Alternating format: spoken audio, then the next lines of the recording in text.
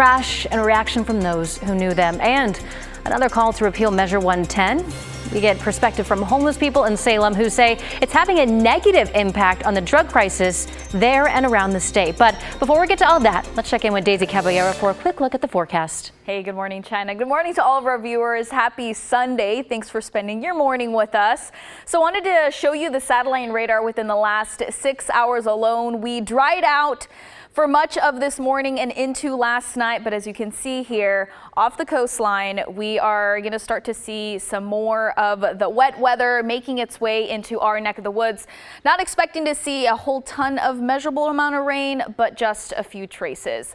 Hasn't even started raining out at Lincoln City, 58 degrees, just really cloudy out off the coastline. Here's your current temperatures right now, 53 in Camas, 58 in Troutdale, also seeing 53 in Tigard and Sherwood, 54 for Canby and Aurora, also for McMinnville. So here are your daytime highs, temperatures, by noon. We'll be seeing those 60s from Kelso down into Eugene, really much of the state.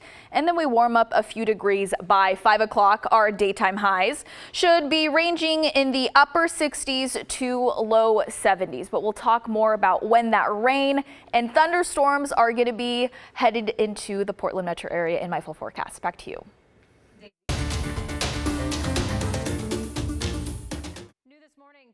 A person is seriously hurt after getting hit by a car in Northeast. It happened just after 9:30 last night. The intersection of Northeast Killingsworth and Cully Boulevard. The person was taken to the hospital with life-threatening injuries. The driver stayed at the scene and is cooperating with investigators.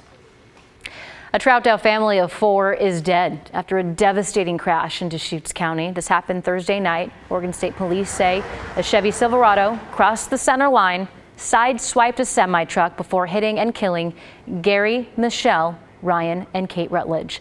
Police say the car went up in flames. The 2 teenagers in the car, 17-year-old Ryan and 15-year-old Kate, attended Reynolds High School. Both the school district and neighbors told us losing this family is a devastating blow to the community. We just saw him a couple of days ago, and now we're never going to see him again. And just think how devastating that is. So take the time that you have with the people that you care about. You go to elementary school, junior high, and high school together with those group of kids. You're friends with them, lifelong friends, and it's going to be hard Monday morning. Police say the driver of that Chevy Silverado that hit the Rutledge family was transported to the hospital with serious injuries. No word yet on if they will be criminally charged. The homeless crisis is taking a heavy toll statewide, and drug use is one of the big driving factors. Now, homeless people at a Salem encampment say Measure 110, which decriminalized many hard drugs, is making matters worse. Thomas Schultz has that story. Take a walk around Wallace Marine Park in Salem, and you'll see beautiful ball fields. But if you keep walking into the woods, you'll be greeted by one of the biggest homeless camps in Oregon. Hundreds of people live here in makeshift homes. For one reason or another, they've struggled on the streets for years. Many use deadly drugs to cope. We've lost, 8, 9 friends within the past 2.5 years, 3 years, if that. Others became addicted to drugs when they were kids. I was wrecked. Matthew Macera's dad let him drink alcohol when he was in 2nd grade. He introduced me to a life of addiction at 8 years old, and then introduced me to crank at 11 years old. At 11 was the first year I got stabbed. And he was stabbed 13 more times, shot twice, and stabbed others himself. Macera spent 27 years in the drug world after becoming homeless as a teen. He says drugs led to violence and crime, breaking into cars to support his addiction. Me being on the streets was due to addiction. For years, he lived here and still has many friends who have made a home. I love you too, bro. Now he's off the street, trying to help others find housing. And let me know, man, if you're ready. Though he says Measure 110, which decriminalized small amounts of hard drugs, makes matters worse. It's only caused harm. Decriminalization of the drugs thing just made it easier for people to do and not enough consequence for them to want to change, you know? Measure 110 was supposed to lead to less crime, more safety, and less deaths by getting people into treatment instead of the legal system. Though these people haven't seen any of that happen. I'm tired of having a lot of my friends or people that consider themselves family build the friendship and the relationships that we have to the next day finding out that they overdosed because some stupid drugs. Though Measure 110 proponents say it hasn't increased drug use, as the entire country has seen a surge of fentanyl use. A February report on Measure 110 shows 60,000 Oregonians struggling with addiction were helped, though people here haven't seen the benefit. And living homeless is already hard enough. Health problems are common. At the park, we met a man who had just called an ambulance for chest pain. He's already been to the hospital 8 or 9 times this year for similar reasons. The last time, he was in a coma for 8 days. Society says that they have less value than the rest of society does. A society in the woods Massera is trying to keep afloat, something he says is becoming more challenging.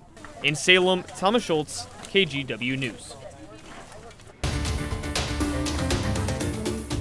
The next bargaining session for Kaiser Pharmacy workers is scheduled for tomorrow. Bargaining teams failed to reach an agreement this week. Right now, the union is on a 21-day strike that began on October 1st. They're asking for more pay, staff, and better benefits.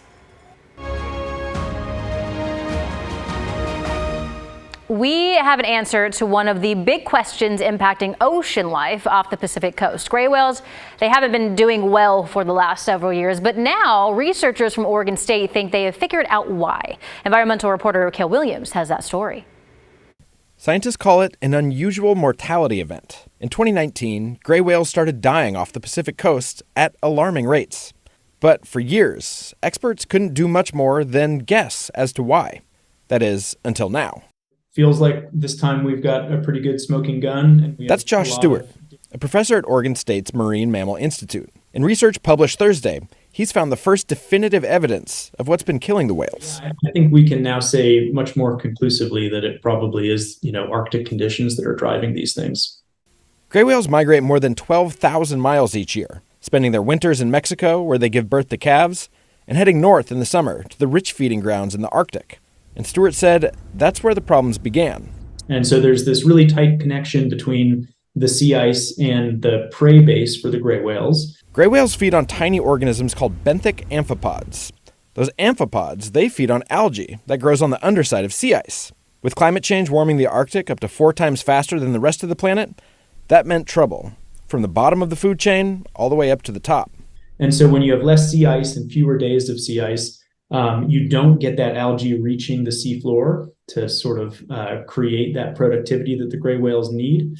Less sea ice makes for skinnier whales, lower birth rates, and malnourished animals washing up on beaches. It's reducing the amount of food that they have available to them and disrupting that whole food chain that they rely on. But it's not all doom and gloom.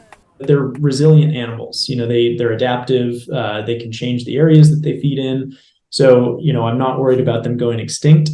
Though, with climate change expected to continue warming the Arctic in the years and decades to come, Stewart said we might have to get used to seeing fewer whales off our coast. We're going to be increasingly, I think, living in a world where we're going to have to deal with these impacts that are hard to reverse and have really significant effects on species that we care a lot about. And that's a hard thing to stomach. Cale Williams, KGW News.